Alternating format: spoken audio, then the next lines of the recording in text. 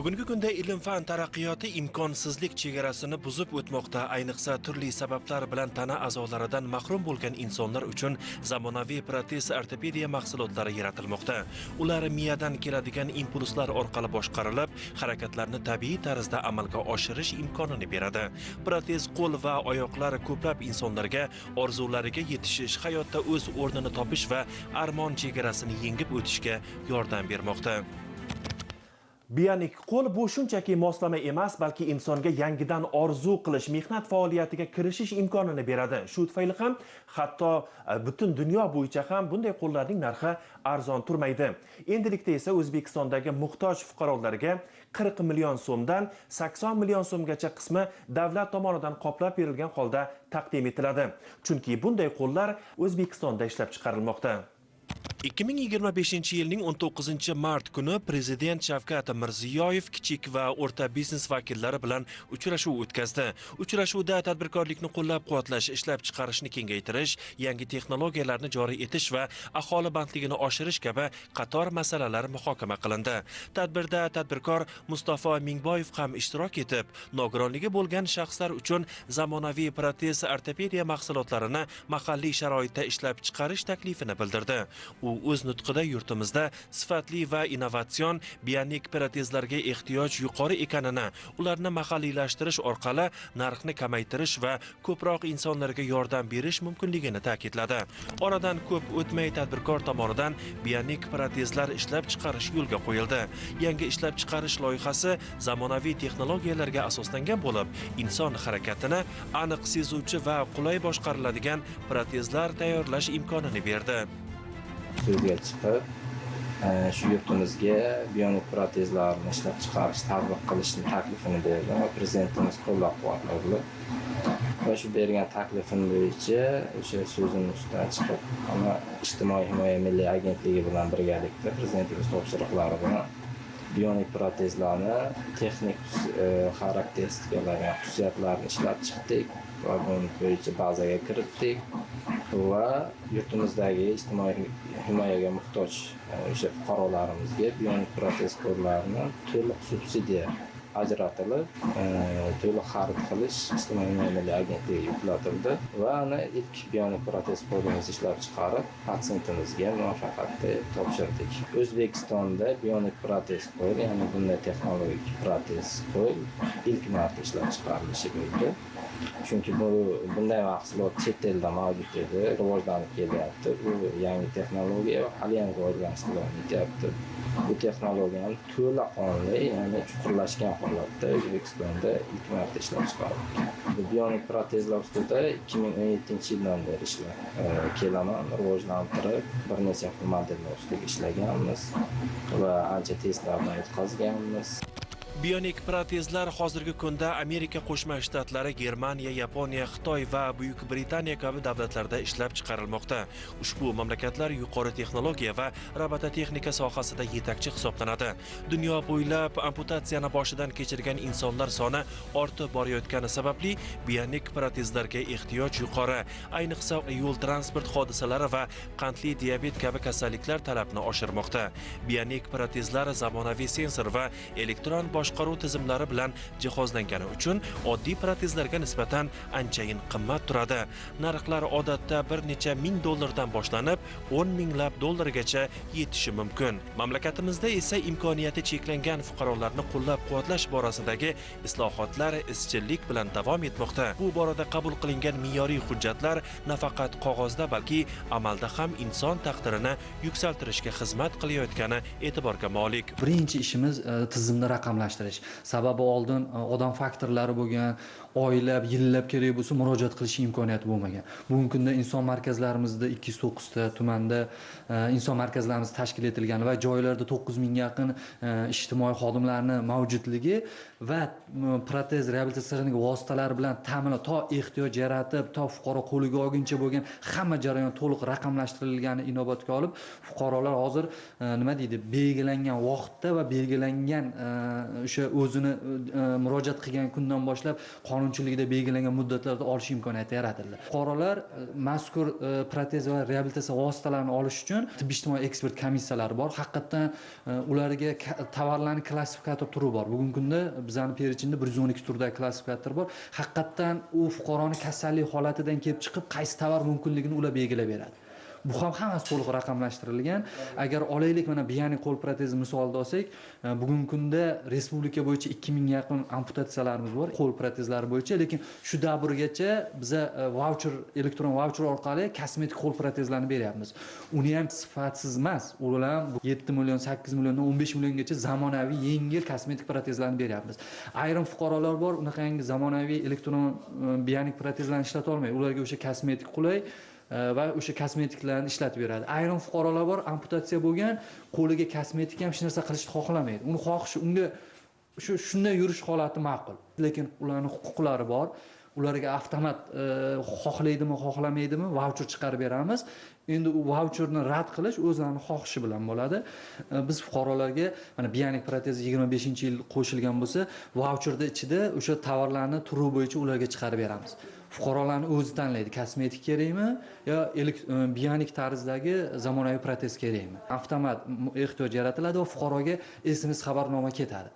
Sizga mana elektron voucher shakllandi, siz o'z xohishingiz bilan elektron savdo maydonchasi orqali xohlagan tadbirkorga buyurtma berishingiz mumkin degan SMS xabarnoma boradi. Fuqaro o'zi SMS xabarnomani ko'rib, agar ular tushunmasa, bizning inson markazlarimiz mavjud va ijtimoiy xodimlar har bir mahalla yettiligida ijtimoiy xodim bor, ularga murojaat qilyaptilar hozir.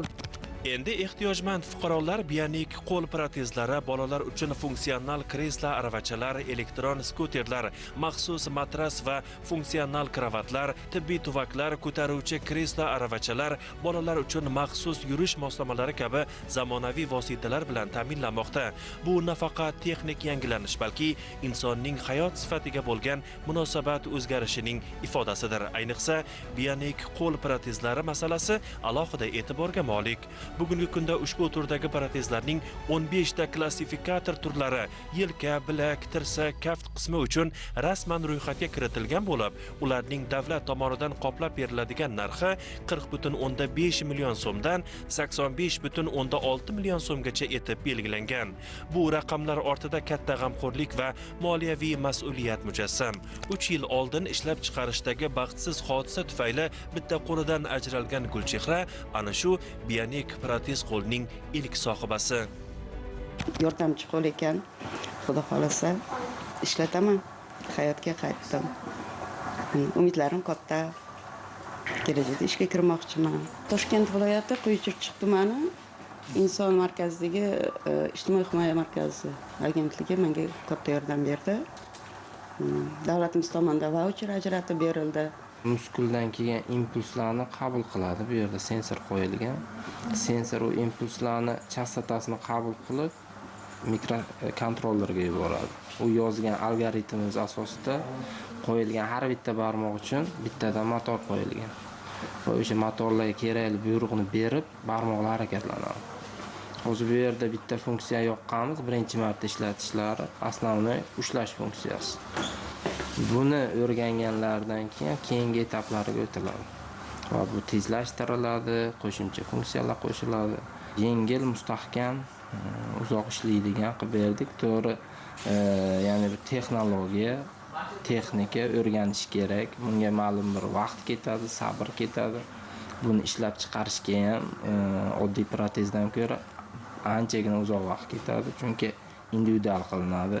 Patsientni o'lchamiga, uni kaft razmeriga, ya'ni uni muskullar holatiga, chastotalarni, ya'ni muskul impulslarini holatiga moslash kerak bo'ladi. Har bitta detalni, ya'ni sensorlarini, ishlashlarini, motorlarini, batareya qismlari bo'ladi, bu zaryadlanadi.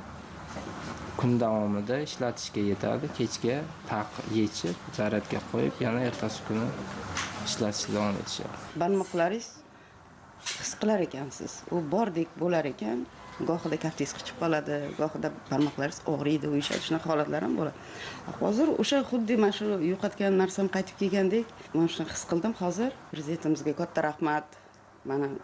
Menga o'xshagan mana shu umidsiz qolgan paytimizda mutlaqo bepul mana shunaqa yordamchi qo'l hayotda shu narsalarni bizlarga yaratib bergani uchun prezidentimizdan minnatdorman. Hozirga qadar bionik qo'l protezlari uchun 19 ta buyurtma rasmiylashtirilgan bo'lib, ularni tayyorlash ishlari amalga oshirilmoqda. Bu jarayonda Mustafo Mingboyev asos solgan zamonaviy texnologiyalarga ixtisoslashgan korxona ishtirok etmoqda. Zero bionik protez oddiy moslama emas, u yuqori texnologik, murakkab tuzilishga ega bo'lib, har bir fuqaroning individual o'lchamlari asosida tayyorlanadi. Bu narsa, ya'ni davlat to'laqonli bionik protezni fuqarolari uchun sotib olib berishi bu juda katta natija. Bu hattoki Yevropa davlatlarida ham barchasida bu mavjud emas, ma'lum birlarida mavjud. Bu juda O'zbekiston fuqarolari uchun katta yordam, katta natija va katta qadam hisoblanadi. Davlatimiz rahbari bilan uchrashganimizdan keyin u kishining topshiriqlari bilan bizga ya'ni bu sohamizni kengaytirib, ham zavod ham reabilitatsiya markazi tashkillashtirishimiz uchun bino ajratildi.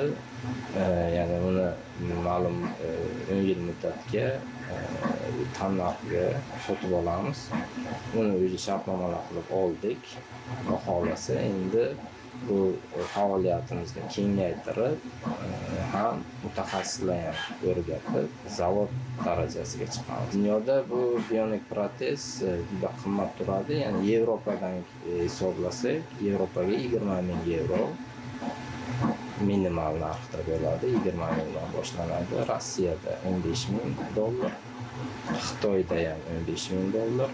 Chunki juda qimmat narsa, 15 000 dollar atrofida bo'ladi. Biz endi buni ya'ni 3D texnologiya asosida ishlab chiqamiz va uni sifatlovchi, ya'ni qo'shimcha karbon bilan ishlab beramiz, mustahkam bo'ladi.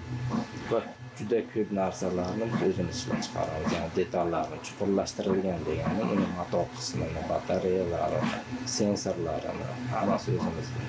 Hattoki karbonni ham biz yaxlit holatda olmaymizda, toladan o'zimiz to'qib ishlab chiqaramiz. Bionik qo'l protezlari ham muhtoj shaxslarga jamiyatda adaptatsiya qilishga, o'zini moslashtirishga, hech bo'lmaganda kundalik ehtiyojlarni qondirishda, ta'limda va ish bilan band bo'lgan fuqarolarga qo'shimcha imkoniyatni yaratib beradi. 25-yil boshlab buyurtmalarni qabul qilib, o'lchamlar olinib, ishlar boshlangan bo'lsa, mana 2026-yil kelib tovarlarni fuqarolarga taqdim etish ishlari amalga oshirilmoqda. Mana bugun bitta fuqaromiz Quyuchirchiq tumanida zamonaviy turdagi bionik qo'l protezini olish jarayonini ko'rishga, o'zimiz ijtimoiy himoya milliy agentligi mas'ullari va boshqa mas'ullar bilan birgalikda shu jarayonni kuzatish uchun keldik va fuqaromiz bilan o'zi bilan gaplashganimizni ham ko'rdik, xursand.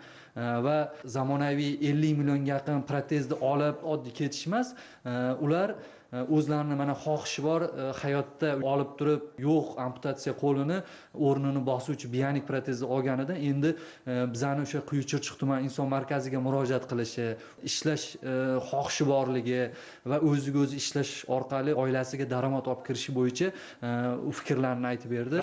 Eng muhimi bu o'zgarishlar orqali imkoniyati cheklangan insonlarning jamiyatdagi faolligi oshmoqda. Ilgari faqat orzu bo'lib ko'ringan zamonaviy reabilitatsiya vositalari bugun davlat kafolati asosida yetkazilib berilmoqda.